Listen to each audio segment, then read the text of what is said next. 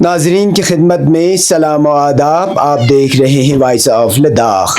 آج جمعرات ہے اپریل کی 10 اور شوال کی 11 تاریخ.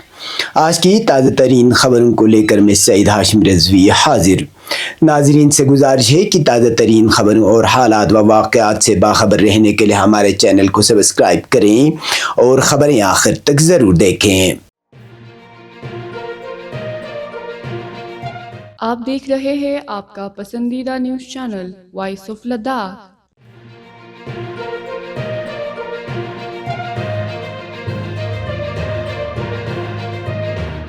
لداخ کے chief secretary doctor Pawan Kotwal نے گزشتہ روز پریس کانفرنس میں کہا کہ یونین ٹیریٹری لداخ کو مرکز کی جانب سے سالانہ تقریباً 5,958 کروڑ روپے کا بجٹ فراہم کیا جاتا ہے، جسے کیپٹل اور ریونیو اخراجات میں تقسیم کیا جاتا ہے.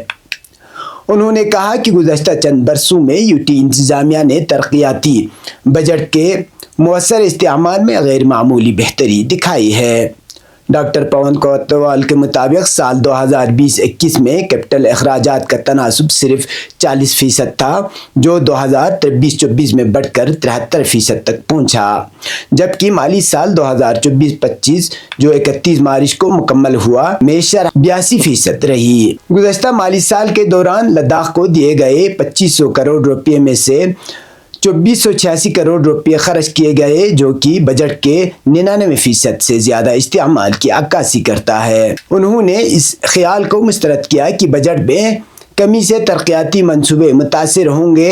ان کا کہنا تھا کہ مرکز بجٹ کے مؤثر استعمال کو دیکھ کر فنڈز مختص کرتا ہے اور لداخ کی کارکردگی قابل ستائش رہی ہے، جس کی بنیاد پر آئندہ مزید تعاون کی توقع ہے. اہم ترقیاتی منصوبے اور بنیادی ڈھانچے کی ترقی پر روشنی ڈالتے ہوئے چیف سیکرٹری نے بتایا کہ فینگ سے نوبرا تک 800 کروڑ روپے کی لاگت سے پاور لائن بچھانے کا منصوبہ جاری ہے. دراس سے زنسکار روڈ پر 650 کروڑ روپے خرچ کیے جا رہے ہیں، جو مقامی نقل و حمل کو بہتر بنائے گا. اسی طرح زوجلا ٹنل کے 11 کلومیٹر مکمل ہو چکے ہیں، جبکہ باقی 2 کلومیٹر آگے ایک سال میں مکمل ہونے کی امید ہے. شنکولا ٹنل پر بھی تیزی سے کام جاری ہے، جس کی تکمیل کے بعد لداخ اور ہماچل پردیش کے درمیان فاصلہ تقریباً کم ہو جائے گا.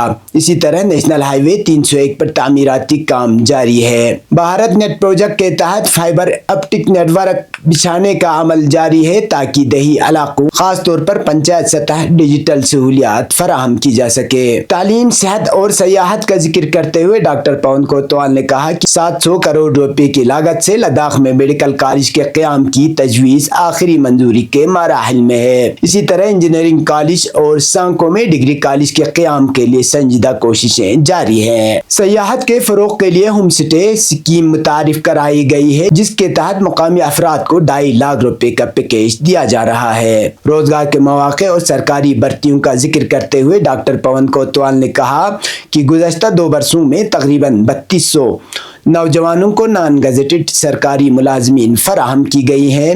آئندہ چند برسوں میں مزید 3 سے 4,000 سرکاری اسامیاں پر کیے جانے کا منصوبہ ہے. گزٹڈ اسامیوں کی بھرتی کے لیے بھی کوششیں تیز کی گئی ہے، تاکہ ماہر افراد کی خدمات حاصل کی جا سکیں. چیف سیکرٹری نے کہا کہ یوٹی لداخ کے عوام کو موجودہ ڈیجیٹل دور میں سبھی لوگوں کو مواصلاتی نظام بشمول بہتر انٹرنیٹ کی سہولیات کی فراہمی یقینی بنانے کے لیے یوٹی انتظامیہ معقول اقدامات کر رہی ہے. چیف سیکرٹری نے زور دے کر کہا کہ لداخ میں تمام اخراجات شفاف اور درست طریقے سے خرچ کیے جا رہے ہیں، اور کہیں کوئی بھی کوتاہی نظر آئے تو لوگ ہمارے نوٹس میں لائیں. انہوں نے عوام کو یقین دہانی کرائی کہ مرکز کی جانب سے لداخ کی ترقی کے لیے ہر ممکن تعاون جاری ہے اور کسی بھی قسم کی تشویش کی ضرورت نہیں ہے.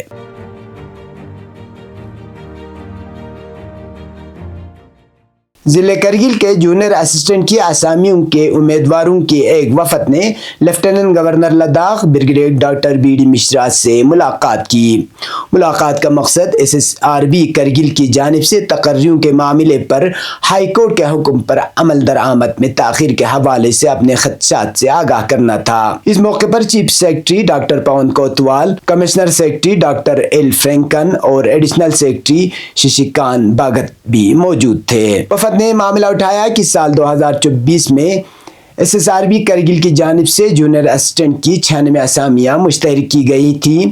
ان میں سے صرف 66 اسامیوں پر براہ راست تقرری عمل میں لائی گئی، جبکہ باقی 30 اسامیوں کو ترقی کے ذریعے پر کیا گیا، جو امیدواروں کے مطابق براہ راست تقرری کے کوٹے کے خلاف ورزی ہے۔ اس معاملے کو امیدواروں نے ہائی کورٹ اور سینٹرل ایڈمنسٹریٹو ٹریبونل میں چیلنج کیا، جہاں سے ان کے حق میں فیصلہ ملا ہے۔ ملاقات کے دوران امیدواروں نے گورنر سے درخواست کی کہ وہ عدالت کے احکامات پر فوری عمل درآمد کو یقینی بنانے کے لیے مداخلت کریں۔ انہوں نے اس بات پر زور دیا کہ عدالتی احکامات کے مطابق بروقت کارروائی ضروری ہے۔ لیفٹیننٹ گورنر نے وفد کو یقین دلایا کہ وہ عدالتی فیصلے پر عمل درآمد کو یقینی بنائیں گے۔ ساتھ ہی انہوں نے امیدواروں کو ہدایت دی کہ وہ اس معاملے پر مزید بات چیت اور فالو اپ کے لیے ڈپٹی کمشنر کرگل سے بھی ملاقات کریں۔ اب پیش ہے قومی اور بین الاقوامی خبریں۔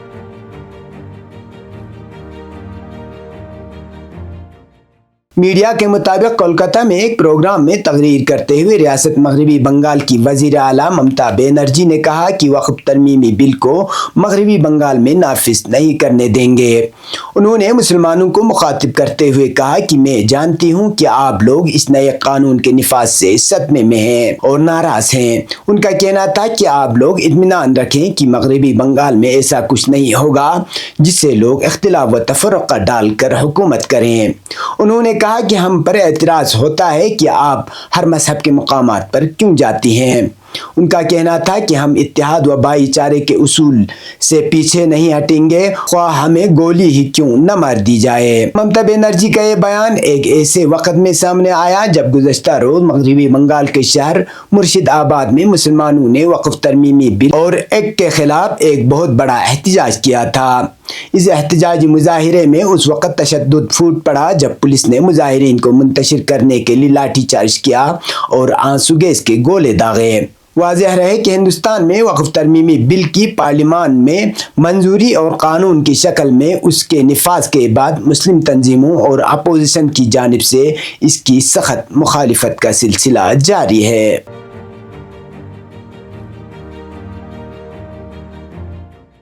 غزہ پٹی میں صہیونی حکومت کے وحشیانہ حملوں کا نیا سلسلہ گزشتہ 23 دنوں سے جاری ہے۔ صہیونی حکومت کے نئے حملوں میں غزہ کے مختلف علاقوں میں شدید گولہ باری اور بمباری کی جا رہی ہے۔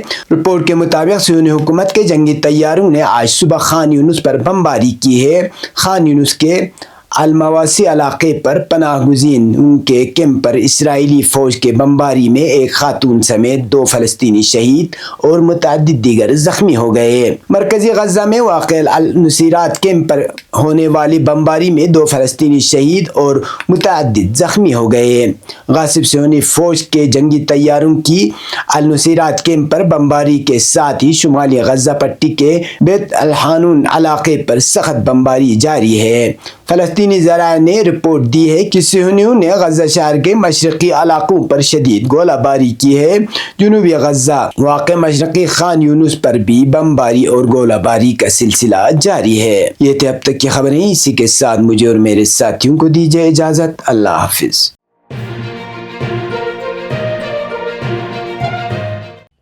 مقامی، قومی اور بین الاقوامی خبروں سے باخبر رہنے کے لیے چینل کو لائک، شیئر اور سبسکرائب کریں، ساتھ ہی بیل آئیکن دبانا نہ بھولیں۔